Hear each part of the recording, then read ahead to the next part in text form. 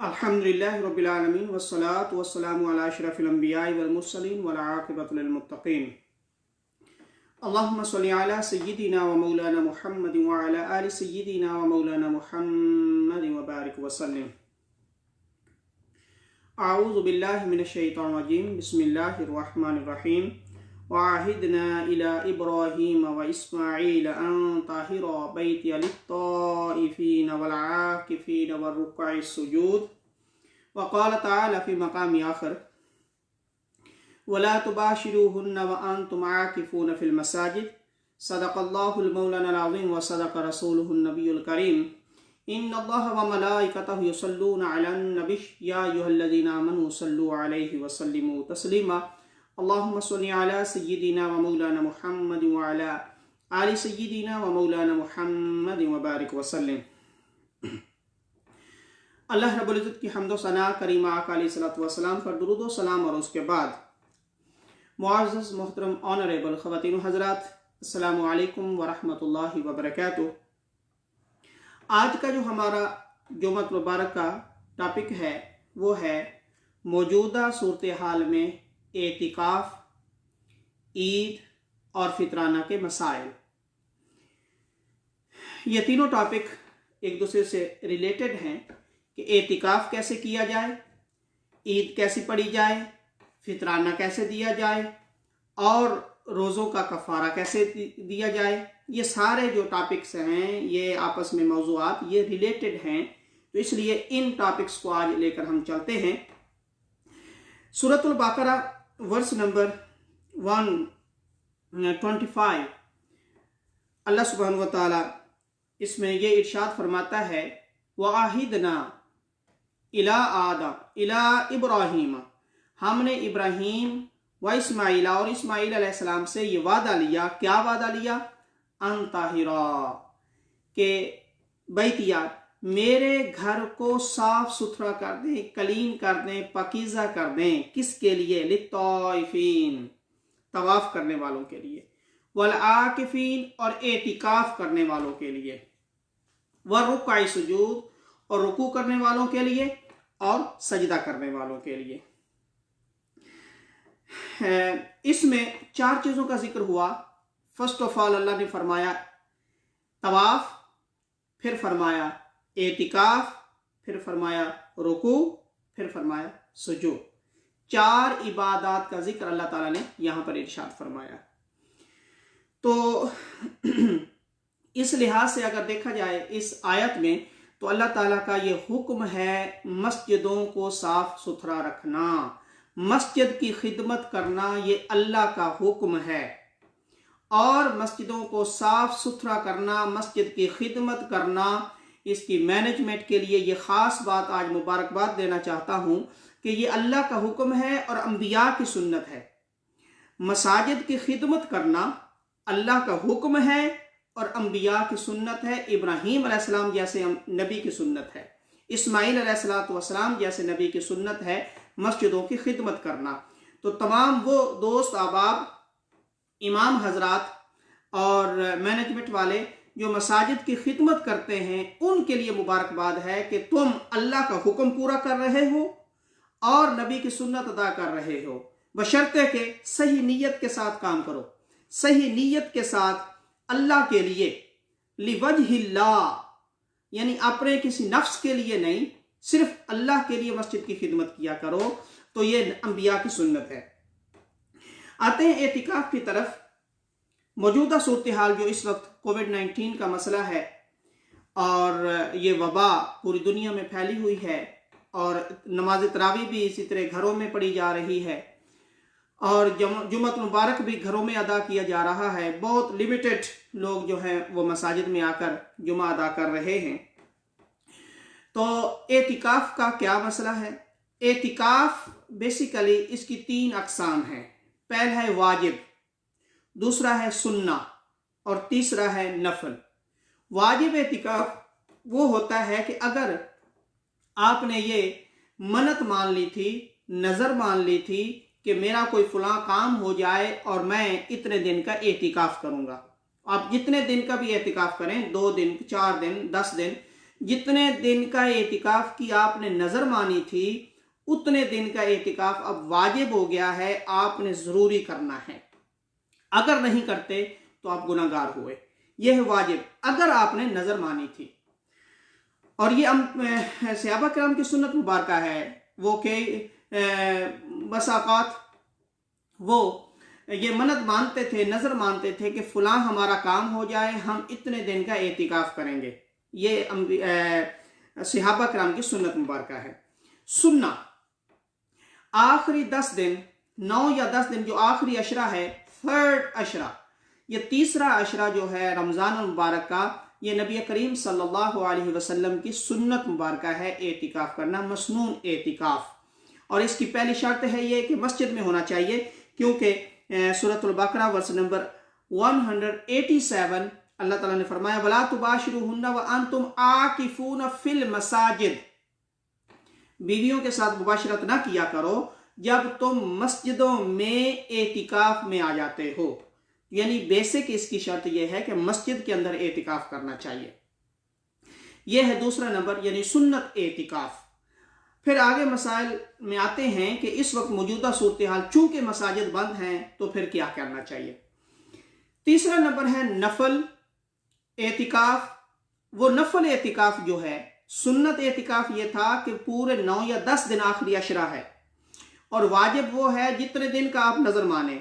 नफल एतिकाफ ये है कि आप अपनी मर्जी के साथ, नफली एतिकाफ है, जितनी देर मर्जी कर ले, 1 दिन का कर दें, 2 दिन का, 4 दिन का, 8 दिन का, चंद घंटों का, दिन का, रात का, जब भी मस्जिद में आए तो एतिकाफ की नीयत कर लें। ये नफली एतिकाफ होगा और इसका भी अजर व सवाब अल्लाह ताला ने अता फरमाया है और अल्लाह अता फरमाता है। अब आते हैं एतिकाफ के फजाइल और फिर इसके मसाइल की तरफ आऊंगा कि अभी इस वक्त में हम कैसे एतिकाफ कर सकते हैं। कुरान मजीद में तो अल्लाह ताला ने इरशाद फरमा दिया, 4 इबादत का जिक्र फरमाया, तवाफ करने वालों के लिए, एतिकाफ करने वालों के लिए, रुकू करने वालों के लिए, सुजूद करने वालों के लिए। तो अल्लाह ताला ने इस आयत के अंदर रुकू और सुजूद को बाद में रखा है, एतिकाफ को पहले रखा है। पहली इबादत वो तवाफ जो बैतुल्लाह शरीफ में किया जाता है उसको पहले नंबर पे रखा है, दूसरे नंबर पर एतिकाफ को रखा है। तो पता यह चलता है कि एतिकाफ कितनी बड़ी इबादत है। अच्छा, इसको फर्ज नहीं रखा, यानी ये हर बंदे के लिए और हर उम्मती के लिए फर्ज नहीं रखा, इसमें आसानी रखी है, सुन्नत बना दिया है और नफल बना दिया है, और अगर कर लेंगे तो सवाब होगा। और जो सुन्नत एतिकाफ है वो भी आप इसको गैर मुक़द्दा कह सकते हैं। गैर मुक़द्दा है कि अगर किसी बस्ती में से एक बंदे ने एतिकाफ कर लिया तो वो तमाम की तरफ से अदा हो जाता है। अगर कोई भी ना रखे उस पूरी बस्ती में से, पूरे टाउन में से, तो फिर गुनाहगार होते हैं। तो पूरी बस्ती में से अगर एक बंदे ने भी एतिकाफ कर लिया तो बाकी सारियों की तरफ से वो अदा हो जाता है। और हजरत अम्मा आयशा सदीका रदी अल्लाह ताला अन्हा आप इरशाद फरमाती हैं कि नबी करीम सल्लल्लाहु अलैहि वसल्लम हर रमजान में आखिरी 10 दिन का एतिकाफ फरमाया करते थे और यहां तक कि आपकी वफात हो गई। यानी हर साल आप एतिकाफ करते थे, आखिरी 10 दिन का एतिकाफ फरमाया करते थे, और जब आपकी वफात हो गई तो आपकी बीवियों ने इसी सिलसिले को बाद में जारी रखा। तो इससे यह पता चलता है कि मर्द के लिए भी एतिकाफ है और औरतों के लिए भी एतिकाफ है, लेकिन मर्द के लिए है मस्जिद में अफजल, मस्जिद में करे, और औरतों के लिए अफजल यह है कि वो घरों में करें। लेकिन मौजूदा सूरत हाल उस लिहाज से क्या करें, तो मौजूदा सूरत हाल जो है इस लिहाज से क्योंकि मसाजिद बंद हैं तो घर के अंदर एक मुसल्ला बना लिया जाए, एक मुसल्ले की जगह घर के अंदर बना ली जाए। तो खवातीन भी घरों में एतिकाफ कर सकती हैं, वो पहले से इजाजत है, लेकिन मौजूदा सूरत हाल के लिहाज से आप घर के अंदर एक अलग से मुसल्ला बना लें, मुसल्ले की जगह बना लें और वहां पर आप एतिकाफ का इंतजाम कर लें, और घरों में भी इस तरह एतिकाफ किया जा सकता है। मौजूदा सूरत हाल के लिहाज से घर में एतिकाफ करना जायज है। अब अहकामात जो हैं वो उसी तरह होंगे।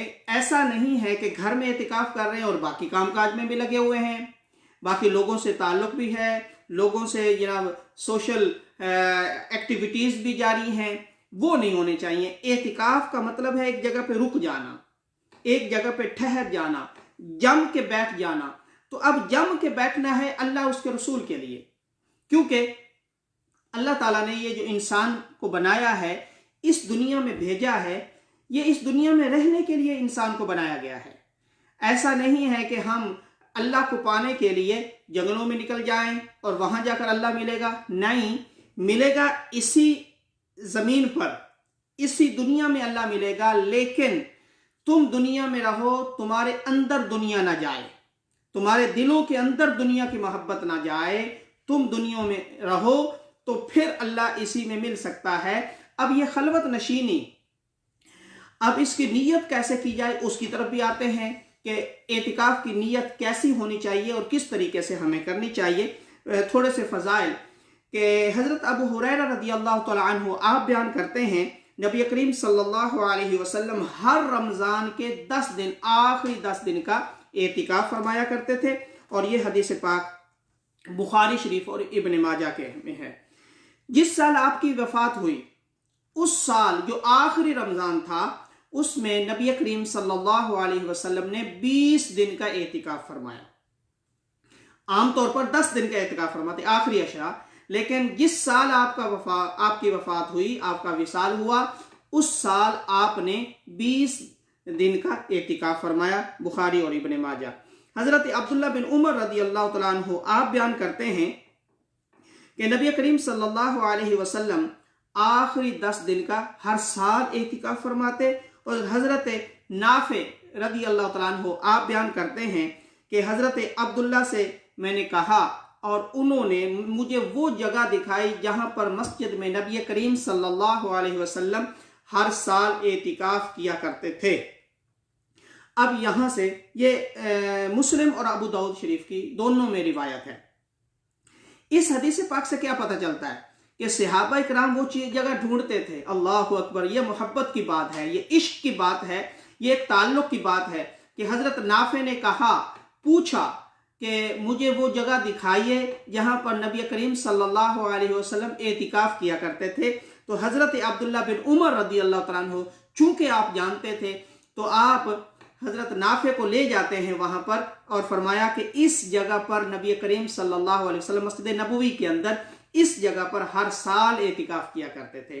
तो इससे पता चला नबी करीम सल्लल्लाहु अलैहि वसल्लम की इस्तेमाल करदा मुख्तलिफ जगह देखना, उनकी ज़ियारत करना कि ये सहाबा की सुन्नत है। नबी करीम सल्लल्लाहु अलैहि वसल्लम आपके इस्तेमाल करदा जगहों की ज़ियारत करने के लिए स्पेशल जाना और पूछना और उनकी ज़ियारत करना, यह सहाबा की सुन्नत है। ये हज़रत नाफे और अब्दुल्ला बिन उमर रज़ियल्लाहु तआला अन्हु इनके इस तरीके से और उनके इस काम से हमें पता चल रहा है। हज़रत अब्दुल्ला बिन उमर बयान करते हैं, और ये बुखारी और मुस्लिम दोनों में हदीस पाक है, कि हज़रत उमर रज़ियल्लाहु तआला अन्हु, फ़ारूक आज़म रज़ियल्लाहु तआला अन्हु, आपने नबी करीम सल्लल्लाहु अलैहि वसल्लम से अर्ज़ किया, या रसूलुल्लाह अलैहि वसल्लम, मैंने नज़र मानी थी।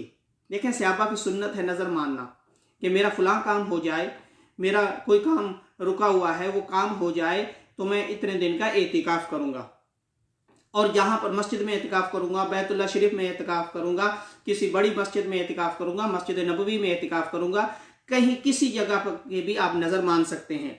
तो हज़रत फ़ारूक आज़म रज़ियल्लाहु तआला अन्हु, आपने पूछा कि ज़माना जाहिलियत में, यानी अभी ईमान कबूल नहीं किया था, उससे पहले भी एतिकाफ, यानी एतिकाफ पहले से है, यह सिर्फ उम्मत मोहम्मदिया के लिए नहीं है। और हज़रत इब्राहीम और हज़रत इस्माईल अलैहिस्सलाम को जो फरमाया गया, इसका मतलब है कि एतिकाफ शुरू से ही आ रहा है। हज़रत इब्राहीम अलैहिस्सलाम के दौर से पता चल रहा है कि उस वक्त भी एतिकाफ होता था, एतिकाफ पिछली उम्मतों पर भी था, एतिकाफ उस वक्त भी चल रहा था। तो इसलिए आपने नज़र मानी, तो क्या मैं वो ज़माना जाहिलियत में, before Islam, in the era of ignorance I did, नज़र मानी है, तो क्या अब मैं करूं? आका अलैहिस्सलातु वस्सलाम ने फरमाया कि हाँ ये वाजिब है, तुमने करना है वो, और फिर उन्होंने एतिकाफ किया।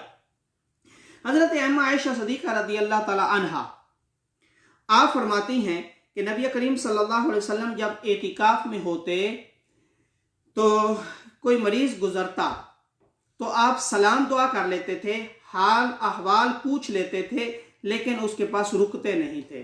तो इससे यह पता चलता है कि जब हम एतिकाफ में हों तो सलाम दुआ ये करना जायज़ है, हाल चाल पूछना जायज़ है, लेकिन उनके साथ गपशप में रुक जाना और वक्त वहां पर ज़ाया करना ये जायज़ नहीं है। ये एतिकाफ के मसाइल हैं। ये अबू दाऊद शरीफ की हदीस पाक है। अब ये एतिकाफ के फ़ज़ाइल हैं, बहुत सारी हदीस पाक में और भी फ़ज़ाइल हैं। तो ये पहली बात कि इस साल जो वबा फैल गई है और कोविड-19 की वजह से एतिकाफ घरों में करना जायज़ है।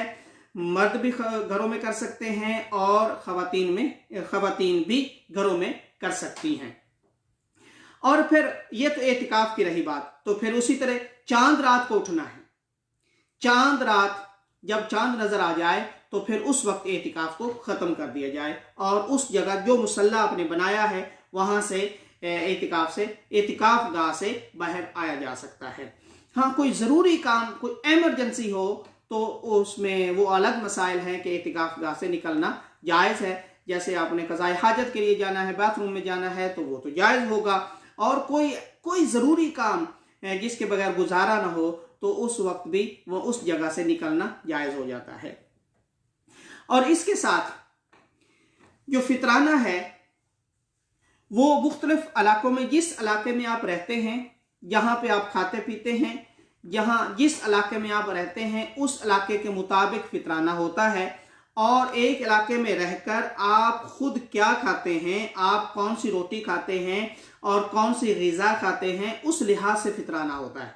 यानी पाकिस्तान में के लिहाज से अलग होगा, यूएस के लिहाज से अलग होगा, डेनमार्क के लिहाज से अलग होगा, इंडिया के लिहाज से अलग होगा, सऊदी अरेबिया में अलग होगा, वहाँ पर ज़्यादा खजूरें खाई जाती हैं तो वहाँ पर उस लिहाज से होगा। पाकिस्तान में अगर गंदम की रोटी खाई जाती है तो वहाँ पर फितराना उस लिहाज से होगा। यूएस में जो चीज़ यहाँ पे खाई जाती है यहाँ का फितराना उस लिहाज से होगा। ये उलमा आपको हर साल बता देते हैं। तो इस तरह इस वक्त जो यूएस के अंदर है वो उलमा ने मिनिमम $10 जो है पर पर्सन ये फितराना इसका डिसाइड किया है। और ये ईद पढ़ने से पहले पर पर्सन आपके घर के अंदर जितने अफराद हैं, खा आपका कोई मेहमान हो, आपके घर में कोई नया आने वाला बच्चा हो, उसके लिए भी उसका भी फितराना अदा किया जाता है। तो घर के जितने अफराद होंगे तमाम की तरफ से जो पर पर्सन $10 यहाँ पर है और या फिर तो इस लिहाज से फितराना अपने अपने इलाके के लिहाज से ईद पढ़ने से पहले आपको अदा करना है। इतिकाफ का मसला हो गया, फितराना का मसला हो गया। कफारा, आप जिस इलाके में रहते हैं, आप अगर बीमार हैं, आपकी सेहत का कोई मसला है, तो जितने रोज़े आप नहीं रख सकते उनके हिसाब से उतने रोज़ों का कफारा और फिदिया दिया जाता है। और वो क्या है कि 2 वक्त का खाना, सहरी और इफ्तारी। आप उस लिहाज से आप देख सकते हैं कि एक खाने पे कितना खर्च आता है, उस लिहाज से कि एक रोज़े के बदले में 2 खाने यानी सहरी और इफ्तारी 2 खानों का बराबर का। मिसाल के तौर पर अगर एक खाना आप $15 में खाते हैं तो आपके 15 जमा 15, तो इस लिहाज से आपका एक रोज़े का जो कफारा है वो $30 हो गया। अगर आप $10 में एक दिन का खाना, एक वक्त का खाना खा सकते हैं तो $20 हो गया। तो इसी तरह पाकिस्तान में और इसी तरह इंडिया में हर जगह पे जहां पर आप रहते हैं उस लिहाज से एक रोज़े के बदले में 2 वक्त के खाने के बराबर की रकम आपने कफारे के लिए अदा करनी होती है। और अगर आप मरीज हैं और आप जल्द सेहत याब हो जाएंगे तो फिर आपने बाद में कज़ा उसकी अदा करनी है, फिर कफारा देने की ज़रूरत नहीं है। लेकिन अगर आप इतने मरीज हैं कि आपको ये उम्मीद नहीं है कि बाद में आप सेहत याब हो जाएंगे तो फिर कफारा अदा करना चाहिए। अब ईद का मसला है। ईद पहली बात तो ये है कि सबसे अफजल ये है कि बड़े खुले मैदान में पड़ी जाए, ये वाजिब होती है। खुले मैदान के अंदर पड़ी जाए और ये सुबह का टाइम होता है, फजर और जोहर के मिड से पहले पहले लेकर और फजर के कम से कम 2-3 घंटे के बाद शुरू होता है और मिड से फजर और जोहर के मिड से पहले पहले इस नमाज को अदा किया जाता है और ये वाजिब होती है और अदा करनी होती है। फर्स्ट ऑफ ऑल किसी खुले मैदान के अंदर ये अदा की जाए और दूसरा इसमें यह है कि मसाजिद में अदा की जाए, यानी पहले ईदगाह किसी खुले पार्क में और अदा की जाए, ये अफजल है। फिर यह कि मसाजिद में अदा की जाए। अब ये मसला है कि इस वक्त जो तमाम गवर्नमेंट ने मना कर रखा है गैदरिंग से और सोशल डिस्टेंस, ये जो मसाइल हैं, तो जिस तरह जुमा अदा किया जा रहा है घरों में, तो इसी पर क्यास करते हुए नमाज ईद भी घरों में अदा करना इस वक्त जायज़ है, इस वक्त की मौजूदा सूरत हाल के लिहाज से। तो इस वक्त जो मौजूदा सूरत हाल है, तो हर घर के अंदर जहां पर भी बालिग अफराद, मर्द अफराद 3 या 3 से ज़्यादा जमा हैं, तो वो अपने घरों में ही नमाज ईद अदा करें। उसका तरीक़ाकार आप उलमा से पूछ सकते हैं। उसका सिर्फ 2 रकते होती हैं, 7-6 ज़ैद तकबीरें होती हैं और इसके अलावा खुतबा जुमा में पहले पढ़ा जाता है और ईद में बाद में पढ़ा जाता है। तो वो आप उलमा से खुतबा लिखवा भी सकते हैं, प्रिंट भी करवा सकते हैं, खुतबा देख के भी पढ़ सकते हैं। अगर इतना भी ना कर सकें तो कम से कम कुछ ना कुछ तौहीद, अल्लाह रब्बुल इज़्ज़त की तौहीद कुरान मजीद से बयान कर लें और दुरूद व सलाम पढ़ लें, सूरह फातिहा पढ़ लें, सूरह इखलास पढ़ के, और इसी के साथ खुतबा और दुआ की जा सकती है। तो आप बेहतर यह है कि इस वक्त ईद भी अगर मसाजिद में कहीं पर इजाज़त आपको गवर्नमेंट दे रही है तो हाँ, मसाजिद में आकर पढ़ें, सोशल डिस्टेंस के साथ मसाजिद में आकर पढ़ें। अगर गवर्नमेंट आपको इजाज़त नहीं देती तो फिर ये भी है कि इसी में, यानी अपनी ज़िंदगी का मसला है ना इस वक्त, यानी ज़िंदगी की हिफाजत और सेफ्टी इसी में है कि घरों के अंदर रहकर ईद जो है वो पढ़ी जाए। और हाँ, ईद मुबारक एक दूसरे को ज़रूर कह ली जाए। अपने इर्द गिर्द जो है, जो गुरबा हैं, जो इस वक्त इफ़ेक्ट हुए हैं, इसके जो जॉबलेस हो गए हैं, उनकी खिदमत, उनके लिए जो है वो खिदमत ज़रूर दें और अपने इर्द गिर्द, अपने रिश्तेदारों में, अपने नेबर्स में ज़रूर देखें कि जो ज़रूरतमंद हैं उनकी ज़रूरत पूरी ज़रूर करें, ताकि ईद का जो असल मकसद है वो पूरा हो सके। अल्लाह रब्बुल इज़्ज़त हमें अमल करने की तौफीक इनायत फरमाए। वमा अलैया इल्लल बलाग।